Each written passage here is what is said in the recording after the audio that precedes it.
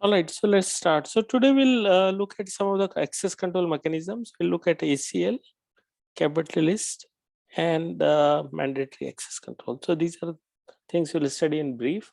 And many of these things possibly you know already, because we have been discussing about ACL, for example, in earlier class also, earlier classes. Okay, so these are the contents that we'll cover today. Okay, these are the references that I've used. So this topic is available everywhere. You know, all the books and almost all the courses that you find on YouTube or elsewhere, these topics are covered, right? So it's usually I take contents from places where there's a lot of diagrams, because that gives diagrams really help in us in understanding things. Okay, you can follow any resource. Okay, so controlling access to resources, you already know it, right? That when we say talk of resources in computer, then access to it has to be restricted.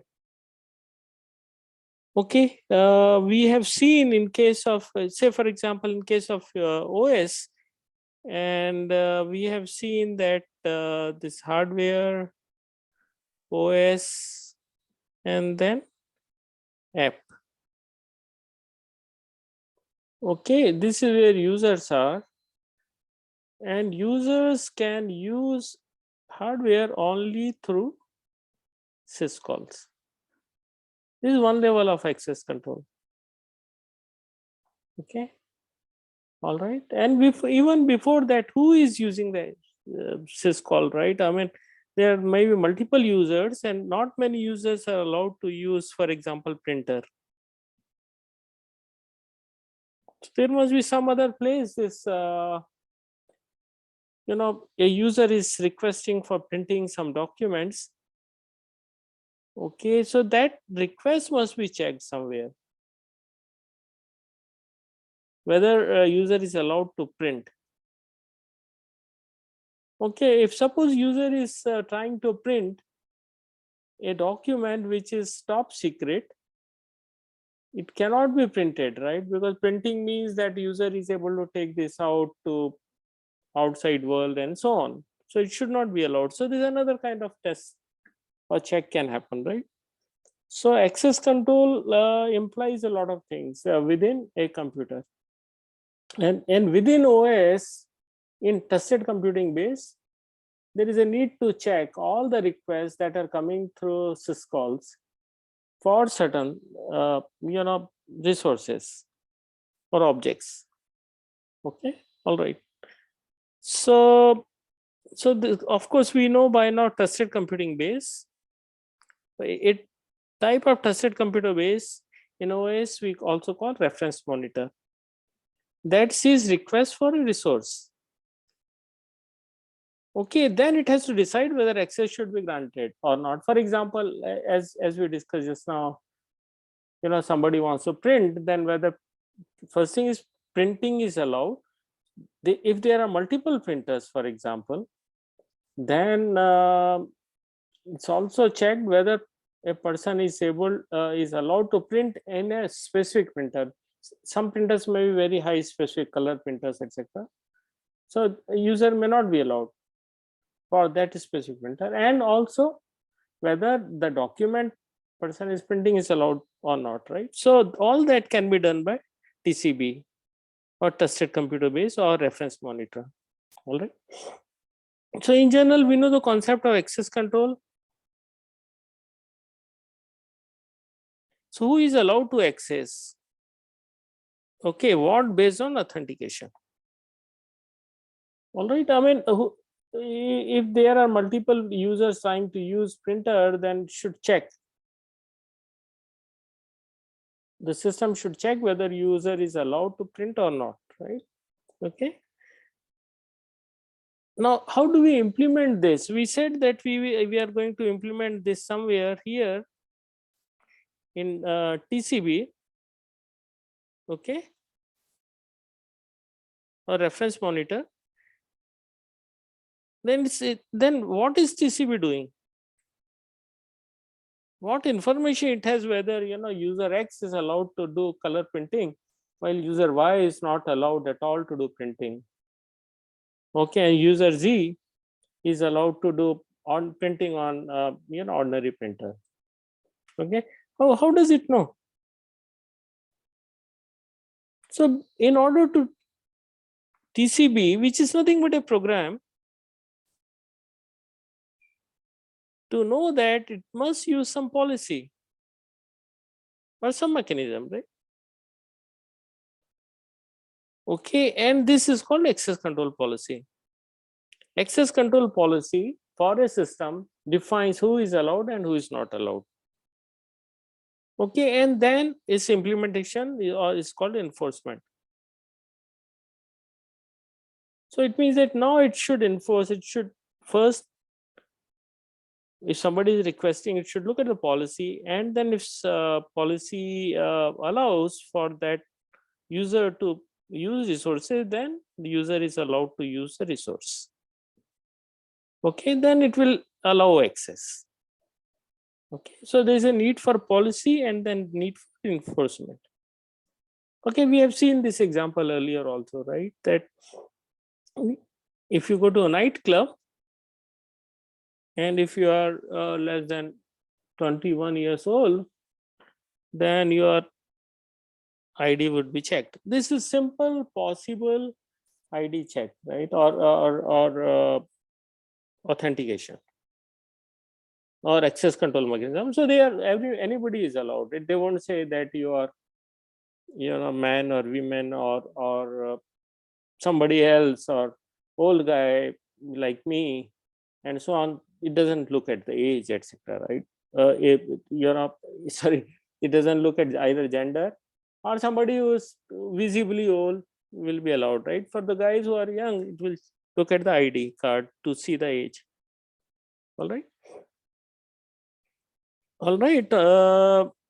And the enforcement mechanism here is wall, doors, lock, and bouncers, etc. Okay, they will ensure that if you are, say, 20 years old and you still try to enter bar and you are forcing your way, say that I am so and so, I should be allowed, and you start fighting, then there are bouncers, right? All right, who will push you away. All right. Okay, so and this instead of just ID card, there can also be tickets. Okay, to get into an event. Okay, which you can have a name or and date. It means that ticket will, if you enter a movie hall and the movie is allowed for all ages, okay, and then they want you, only you, if you're buying ticket, you to enter.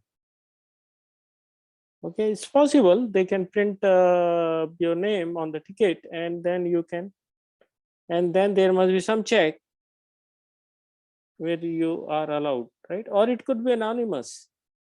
Once you are holding ticket, you are allowed, right? And it used to happen earlier. Okay, even train travel or a flight, it's kind of, once you have ticket, you are eligible to travel, right? Okay, or it could be, for example, a hand stamp.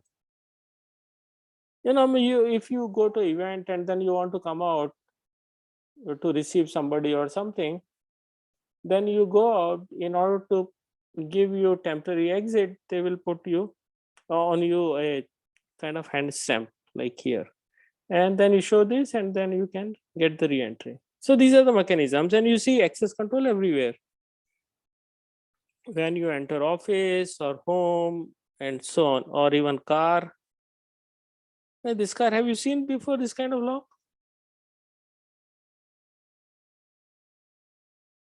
Where is it coming from? This diagram, this figure? Anyone? Mr. Bean. Yes, this is Mr. Bean's car. But nowadays cars don't need this kind of lock.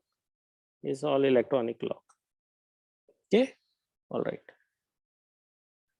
So we have seen this diagram before. There is a concept of reference monitor which mediate all access to resources, right? So this reference monitor, a user is making a request, reference monitor will check, look at the policy and allow access to resources. So mediation, complete mediation is control all access to resources. When you word mediation device or something like that, means that controlling access to the resources. Okay, all right. So now how does it, what are these policies and what are the implementations, right? So these are two things that we'll look at it, right? Okay. So first thing is that let's look at some implementation mechanism, which is nothing but one of that is called access control matrix. Okay. At access control matrix, we can define as a set of subjects S, a set of objects O, and set of rights. Okay, so in access control matrix, there is one row for each subject and one column for each object. It means that what can be subject and what is object. Subject can be, say, me, say Rohit, or somebody, right? Or any one of you can be there, right? Or Ajay, or John, Kevin, etc. So these are subjects. And what do we want to access to? We want to access to, say, for example, printer, network, internet, or some file, say file 1, and so on, right? So now what we have formed is, these are the subjects, these are the objects that we want to refer to, and something that in between we will have access rights. Okay, so for example, access rights could be read, write, execute, or something else. Okay, and this matrix then we create, okay, corresponding to each subject and object, and this is called access control matrix. The simplest form of access control matrix is this, right? Wherein you say these are the users or subjects, these are the objects, and you say 0 and 1. 0 is not allowed, 1 is allowed. Okay, for example, A is printer of type 1, then it's a file, and so on, file 1, file 2, network element, or something like that, right? And then say Alice is not allowed to use printer 1 and file 1, but allowed to use file 2, and so on. This is very simple, but what access to resource is not defined here, right? We are simply is allowed, but within that we can also say that, for example, Alice is allowed to print, or Bob is allowed to print on printer 1, but certain number of pages, or something like that, right? All right. So we can be here, instead of just allow and not allow, it could be more detailed. Okay, more type of accesses can be defined within that, right? So we can, for example, here we will have read, write, execute permissions. Okay, here read, write, execute, only read, and for example, Alice cannot do anything on, say, file type D, and so on, or object D, and so on, right? Okay, so this is, and these are very simple access rights which we know, like own, read, write, execute. There can be more complex access rights which can be defined by system.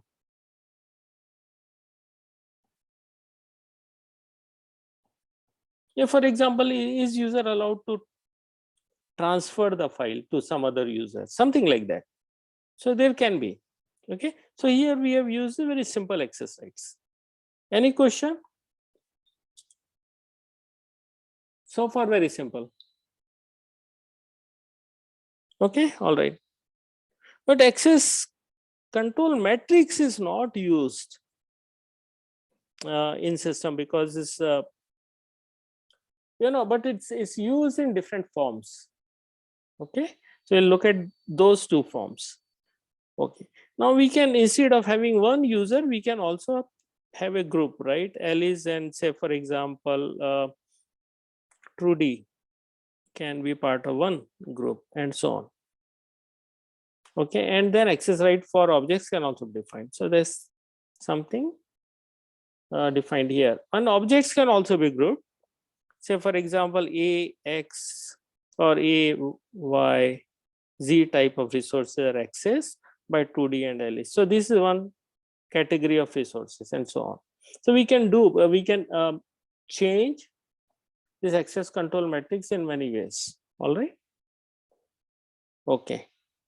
Now this access control matrix as such is not implemented form, but it's implemented in the form which is used in system. One is called ACL, access control list, and second is called capabilities. Okay. Let's look at access control list.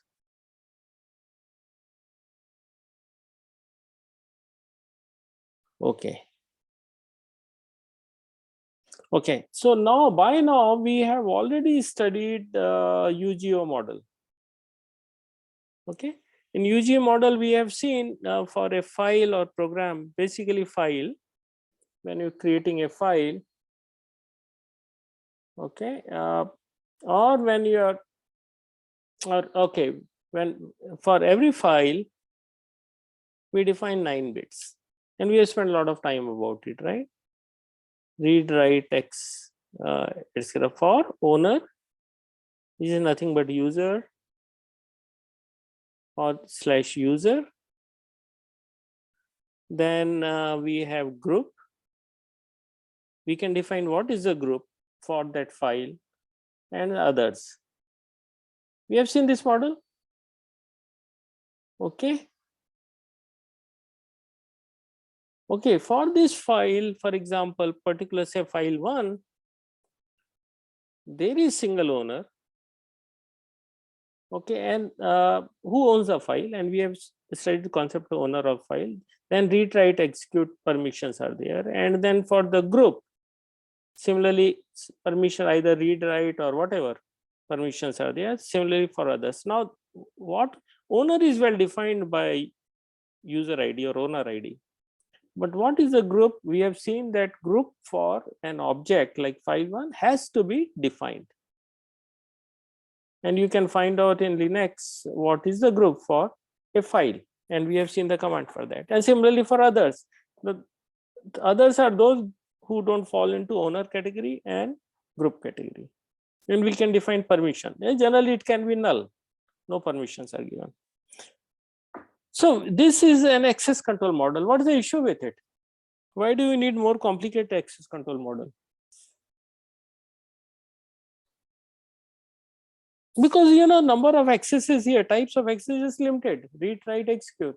It's fine. It works with large number of cases. Okay, but may not be sufficient for everything, because access, these rights could be of different types. That's one thing, right?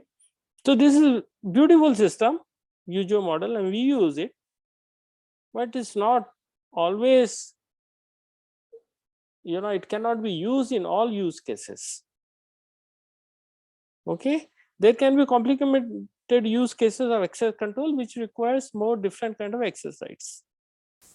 Okay, so ACL model then, or access control list model, provides additional and more flexible permission management for a file system. However, it is based on UGO permission management. Is designed to supplement UGO model. Okay, all right. So it allows you to set access permission for any file or directory for any user or any user group. Okay, so now we can define for an object.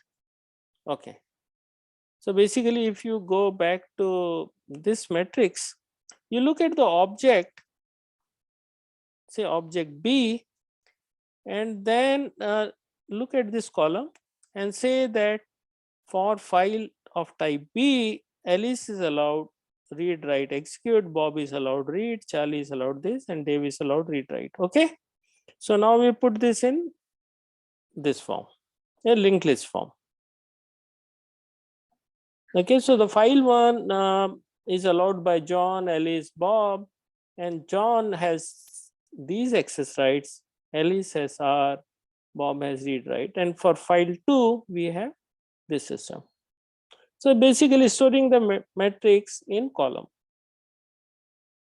Okay, any question?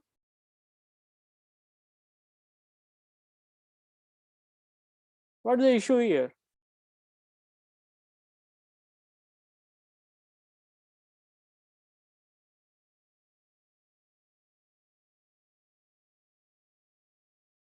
Anyone? What is the issue? What could be difficult? In what case it will not work? Or where it will be useful? Any advantage, disadvantage of this?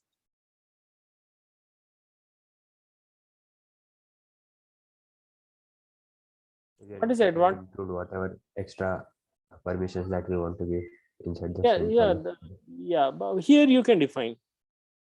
You know, I mean, right when you're creating ACL, you can define a fairly large, types of access permission, own, read, write, transfer, whatever, and it will be there for all. Okay, and then you set some of these, right? No, apart from that, just think. Just think of in terms of data structure. Sir, if we want to modify any of the access right of any of the object, then we start from the beginning. Yes. That modification takes more time. Yeah, for a particular user, even dropping a user or adding a user is complicated. Okay, so now the advantage is that easy to answer who can access this object. Okay, because you just look at the name of the person and then see what are the access, right? Okay.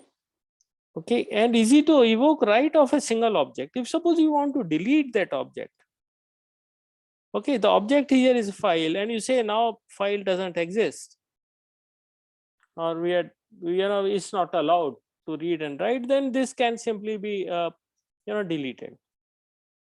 It's just one step function then, right? And however, checking who is allowed and who is not allowed takes longer time, traversal time, or modification, as you rightly said, also requires a lot of time. Okay, and when is authentication performed? Authentication here is checking whether John or Alice is allowed and what are they allowed. Okay, so it can be expensive. All right, so these things comes from common sense. Then ACL should be stored in trusted part of the system. Okay, this is very important because it has to be there in TCB. Because as a hacker, if you change your ACL, then you are done. You put your name or that user process into most in the object that you want to refer to, or some very secret file, or maybe shadow file or something. Okay, then you are done with it, right? So it should not be accessible to any user. And who is going to manage it? It's responsibility of OS. It's responsibility of OS to manage access control. All right.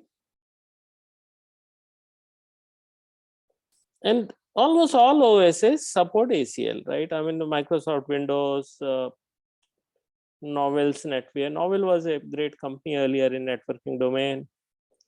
Digital's Open VMS. Digital Systems was also a very good company that created DAC and VEX computers. So then any OS based on Unix, which may include all versions of Linux and Android.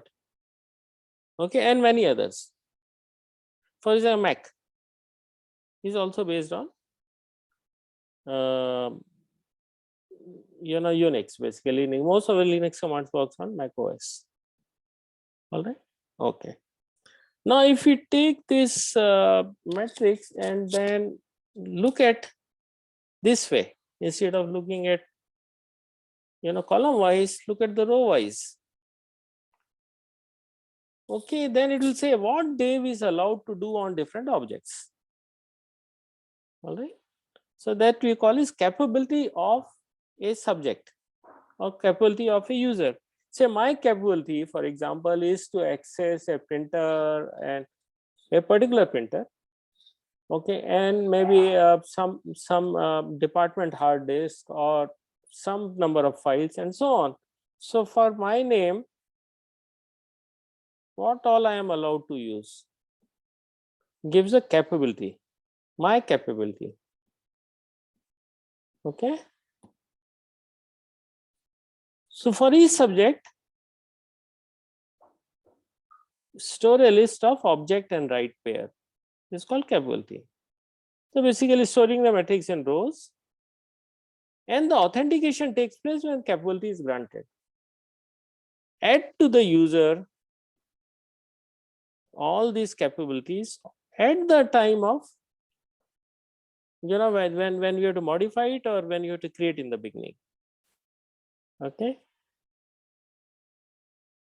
Okay, well, if you're creating in the beginning, just do authentication. And once this authentication is done, then you don't need to check. You just need to check whether you don't need to authenticate the user. Okay. So now once user is authenticated, then whenever request comes, just check for that particular object, because these are different objects, right? Whether permission is there or not. All right. Now, good advantage of that is that capability is completely transferable from user A to user B. It's simple. You just shift or just change the subject ID. Okay. So capability list looks something like this. For John, John is allowed to use file 1 and these are the permission, and then file 3, these are the permission, and so on. All right. Okay. And similarly, Alice is allowed to use file 1, file 2, file 3, and there are different permissions in that. All right. So what are the operations possible? Add user, remove user, add object, remove object. These are very common operations. Of course, you can define more operations. Okay, of course, we need to, a system, number of users can change, especially on servers. Okay, on your home machine, there may not be need to, personal PC, then may not be need to add more users. Okay, however, in a server, there can be always addition and deletion of users. Okay, similarly, objects, that keeps changing, right? I mean, if you buy a new printer or you have multiple printers and you add a device or there more number of files are added, then there is a need to add object and remove object to a particular user, or in case of ACL. Okay. So now if we compare ACL versus capability list, note that capability list is also used in many OSs. Okay. So if you add a user, what will happen in case of ACL? ACL corresponds to an object, say file 1, and then different users, say user 1, and then access rights. User 2 access right. Okay, and so on. Okay, so now if you have to add a user, and note that there can be multiple objects, right? There are large number of objects. Now what we have seen is only for one object this list. For all objects this is the list. Okay, this number of objects could be in hundreds. So it means that if in order to add a user, I have to make changes in all these places, right? So there will be change. Similarly, removing a user will also be, we'll have to remove, for example, user 1, I have to remove it from all the directories and make changes here in linked list. Okay. Similarly, if we have capability list, which is user wise, okay, just a minute, let me clean this up and then, okay, so this is user 1. It can use different resources. Okay, and this is a list for different resources, say printer or file 1, file 2, and some other. Okay, then if I have to add an object, I'm adding an object, it means I'm adding something here, then I have to add this for all users. Okay, so there will be change. Similarly, remove a object, I have to make changes everywhere. Okay, so there are pros and cons, and totally depends on what kind of system you are using and how do you want to optimize it. You can either use ACL or capability list. Okay, so ACL is good when there is few user centric operation, the like add user, remove user, etc., and more object centric operations like add object and remove object, because it is object wise list. Okay, okay, all right.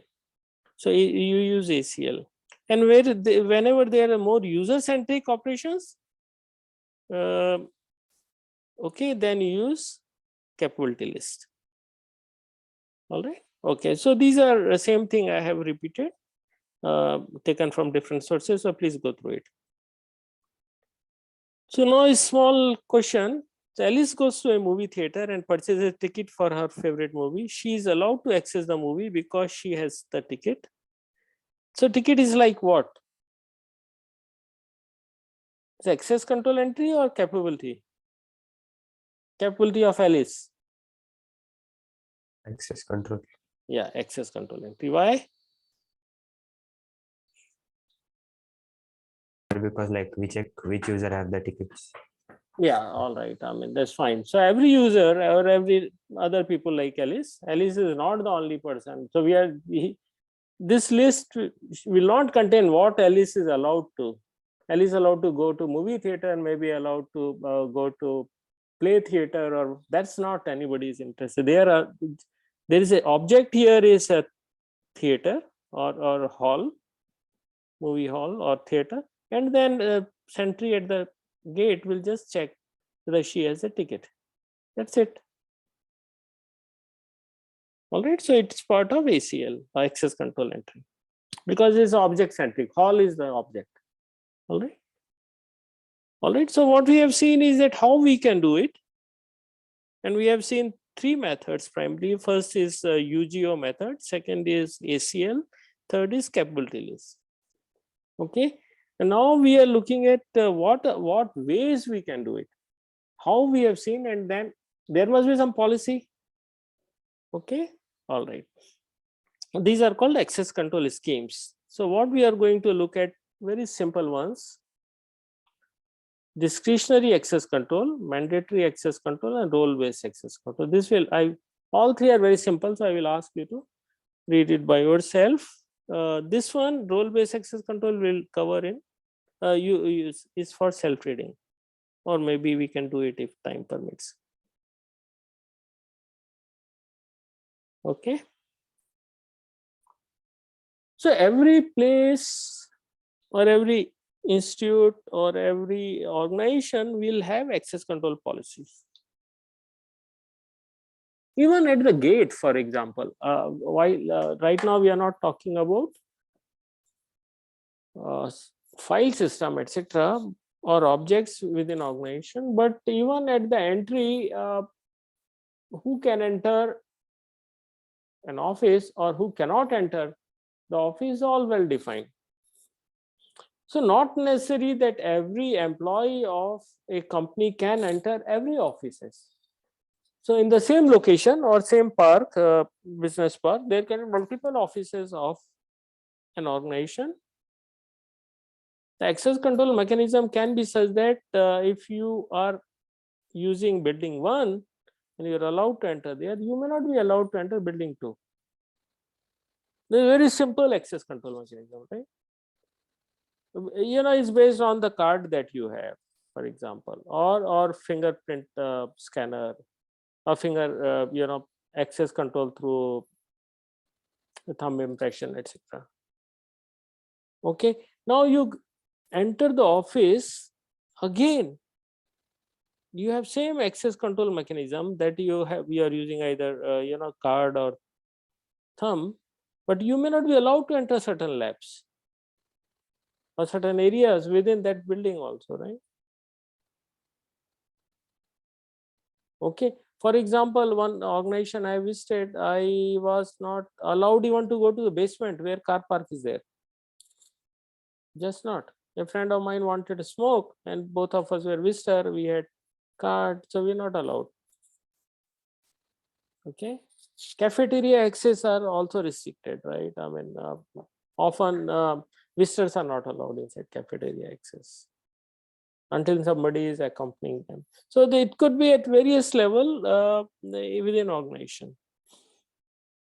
Okay, similarly, one principle that all organizations follow is need to know basis, right? Are you, for your role or for the job you are doing, are you supposed to know all this?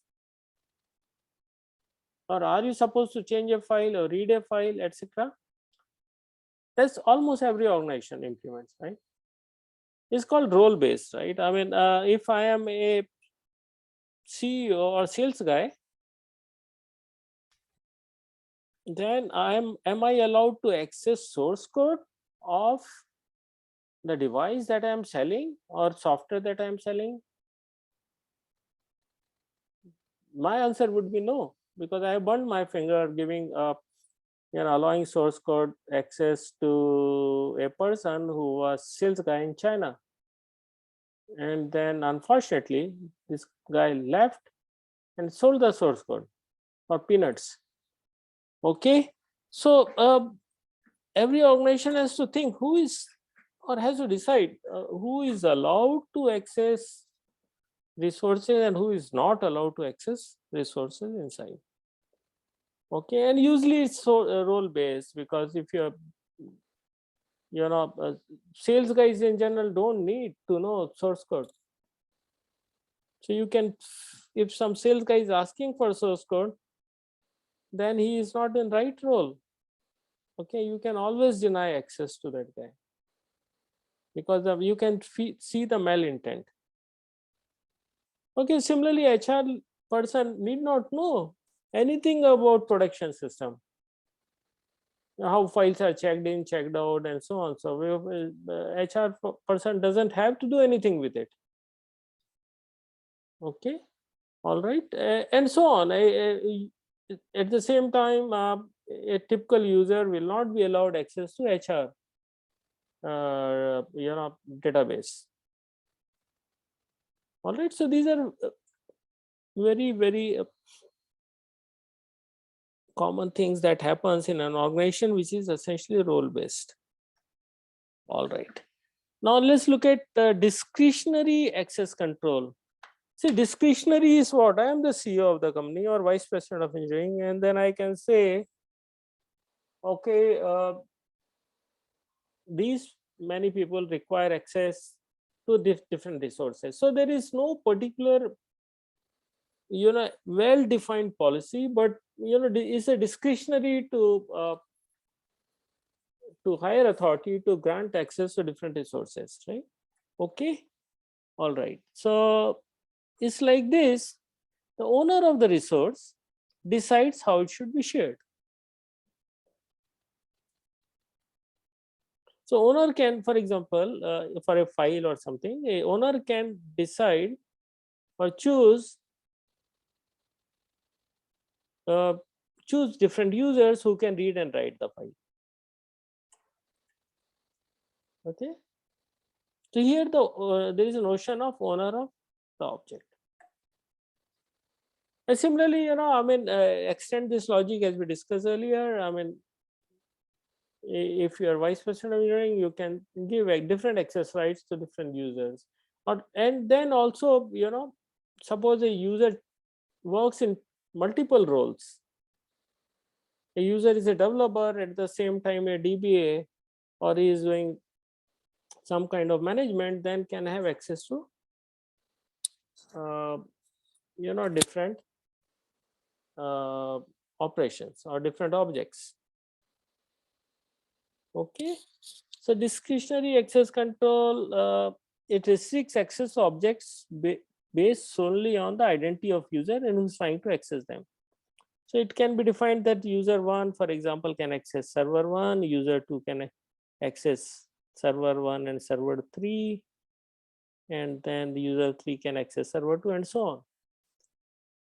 Okay, now of course access control may be at more finer level, that for example user 1 can access server 1 for some activities, etc., right? But nevertheless, so the basic idea is that it can be discretionary and somebody can decide. Okay, the problem here is that you can't control information flow. Okay, for example, there is a file that this guy accesses and then it can share it with other people. Okay, and then this could be a problem. Okay, because it's not defined anywhere, right? You have access to it and you can always share. So it's very so sharing is nothing but leaking of an operation. Okay, if for example, if there is a very critical design and somebody knows it, or a team or a few members know about it, and then pass on to younger guy, and the younger guy leaves the company, and then whole company's secret goes out. So it is said, in Coca-Cola company, there are only few people know about the formula till today. How does it happen is just wonderful, right?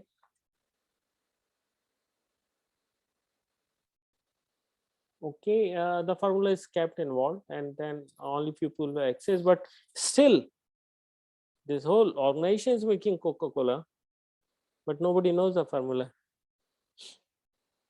Okay, because they have restricted the information flow totally. Second mechanism is called mandatory access control. Now usually in organizations and military, this kind of access control is used. So data is now we have to classify who can access what. Okay, data is associated with classification levels. Okay, so for data we have to define various levels, say level 1, level 2, level 3, level 4, and the users are all defined at various levels. So user level 1, level 2, level 3, and so on. Okay, so these levels, for example, can be top secret, secret, confidential, classified in reverse order, right? So these are most important, or highest level, second highest level, third highest level, and so on. And then we define limits and who can access data at certain level. So we can say that user level 1 can read this data at the same level or level below, one level below. Okay, or then we can define who can write data. We can say that at level 2 user can define data is level 2 or higher level. Okay, once we define information flow in some sense, then is information leak can be prevented. All right, so this kind of security is generally used in basically in military systems, and it's also called MLS, which is multi-level security. Okay, How do you implement it? Of course, the same thing that we discussed. So we have to indicate sensitivity or category of data and clearance level. Now this clearance is here that we've said is done on the basis of need to know. Say for example, there is a first level army guy or Jawan that we call in army. So Jawan is at that level. Can Jawan access war strategy or top secret file about nuclear, etc.? May not. There is no need for the person to know. Okay, all right. So there is a all right. So it's based on need to know basis. And TCB, now all this is in TCB, trusted computing base.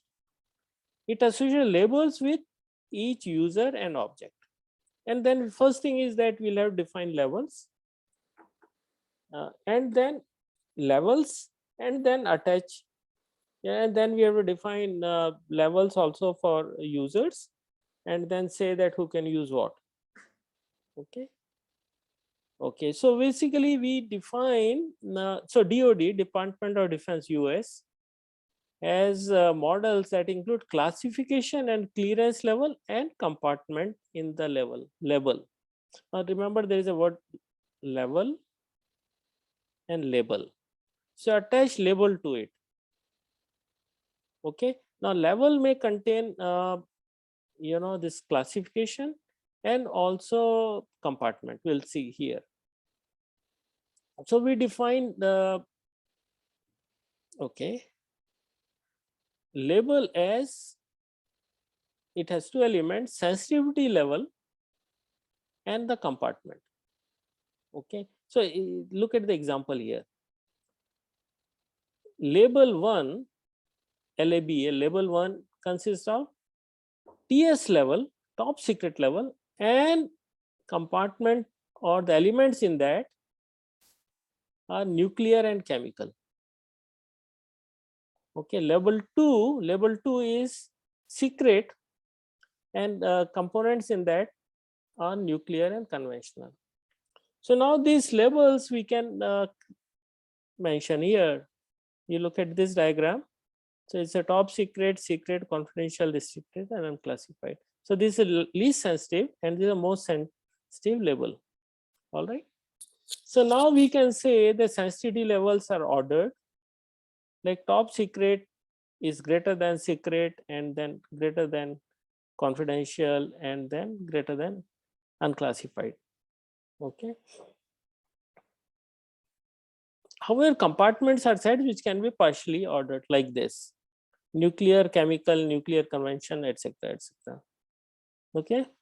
So now we can say that label is X1 and compartment 1, label 2 is X2 and compartment 2, where this is level. Okay. So we can say L1 dominates L2 if L1 is greater than L2 and compartment 1 is subset of compartment 2. Of course, we have shown here as greater than equal to sign, but it's actually subset. Okay. All right. So I think it will be a little confusing. Or L1 is dominated by L2 if it's reversed. So let's take an example. So here L1 consists of, label 1 consists of TS, and top secret is of type top secret and it has 3 components A, B, C. L2 is of type secret and has component A and B. Okay, L3 label is of type secret and has component B, C, D. So we can we say that L1 dominates L2? L1 dominates L2? Yes, sir. Yes, because L2, L1 here, label of this, which is TS, is greater than secret, and this is superset. Okay, so this is subset. Okay, so we can say that. Okay, similarly, reverse, we can say L2 is dominated by L1, that's also true. But we cannot say, because now here elements are different, we cannot say that L3 is L1 dominates L3. No, because here there's a difference, the components are different. Okay, so now we have a model which is called BLP model, Bell and La Padua, not Padula, Bell and La Padua model or BLP model, which defines state transition system in computer system or any military kind of computer system. It provides control over information. It says that how information can flow, that is reading and writing of information. Okay, so now we define classification levels as TS, S, C and U, top secret, secret, confidential and unclassified. Then we can say that it has to follow two rules. BLP model say it has to follow two rules. First is simple security model, which is read down model. It means that user with L1 can read document with level L2 only when L1 dominates L2. Okay, it means that if there is a soldier and captain and then what do you call that, a group leader or whatever, okay, or colonel, who can read, and there are documents of different types. This is, let's assume, top secret, this is secret, this is unclassified. So captain should be allowed to read this and this one,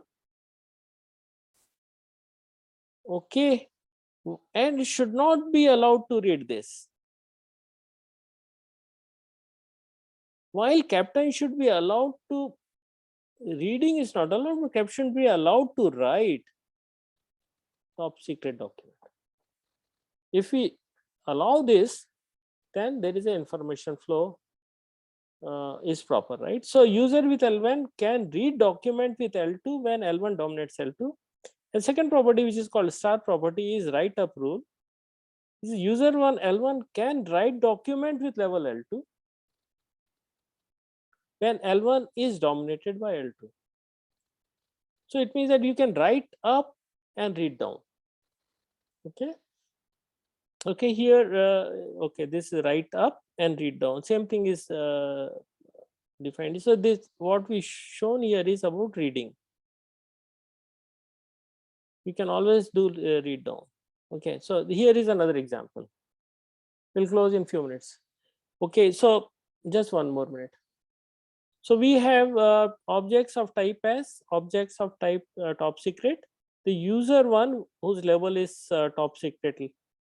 Okay, basically senior most person, you can say, and then user 2 of type secret at level secret, right? So now this user 1 can read object of type TS, top secret type. Okay, but it cannot, user 1 cannot write an object of type secret. Okay, it cannot write down. Similarly, user 2 of whose level is S, secret, can read object of same type at similar level, but cannot read, here object, the user is of type level secret, it cannot read documents of type top secret, but write documents of type secret. Now it doesn't look intuitive, right? How a soldier can write document for which is a confidential document for level above, which is for say captain, which okay, so just think about it. But however, this model restricts the information flow or leaking of information. All right, okay, so read through this, you will understand. All right, So just to conclude, access control is must, provide security of computing resource and users, and we will continue to study access control. We have studied access control matrix, we have studied ACL, we have studied capability list, and then we looked at mandatory access control, and then role-based access control we discuss in brief. However, it's given here, so you please go through it. All right. Okay. Any question?